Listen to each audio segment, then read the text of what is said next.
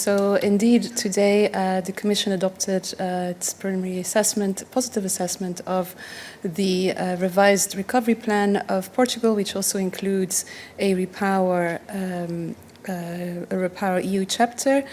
I can refer you to our daily news, which summarizes the reforms and investments included, but I can also give you some further detail, and I can give you the full list maybe bilaterally. But I think what is important to underline is that the revision of the plan does not remove any investments, but they basically are being adapted, several of them, to the new context with some targeted changes, such as the postponement of some milestones and targets and the increase in the cost of some investments due to supply chain issues and high inflation. And as you rightly point out, the changes also include adjusting housing investments and revising details of a metro investment in Lisbon to reflect changes required by the environmental impact assessment.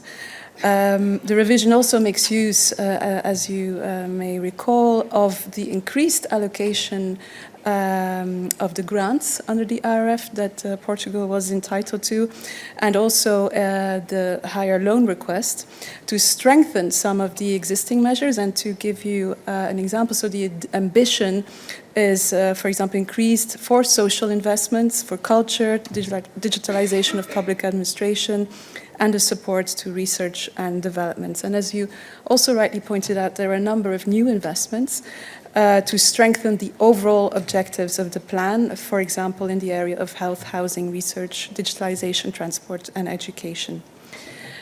So I think that is important to understand. I will come back to you bilaterally on your question on social housing. So that was in terms of the investments. Then in terms of the reforms, the Portuguese plan includes transformative reforms to address bottlenecks to lasting and sustainable growth.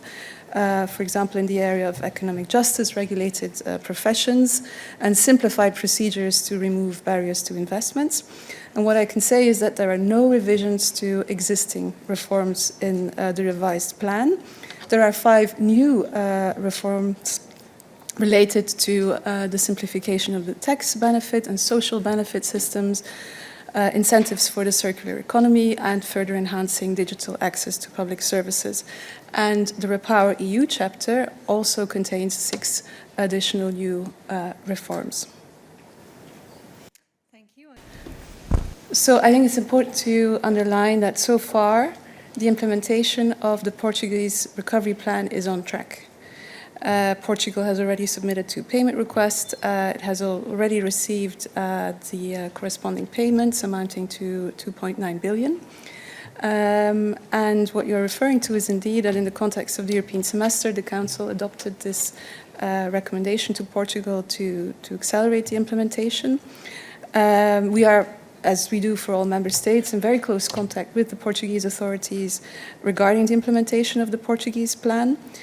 And we understand that Portugal plans to submit the next payment request after the adoption of the revision of the plan by the Council, because as you may recall, so today the Commission gave the green light to the revised plan, but now it's up to the Council to approve our assessment.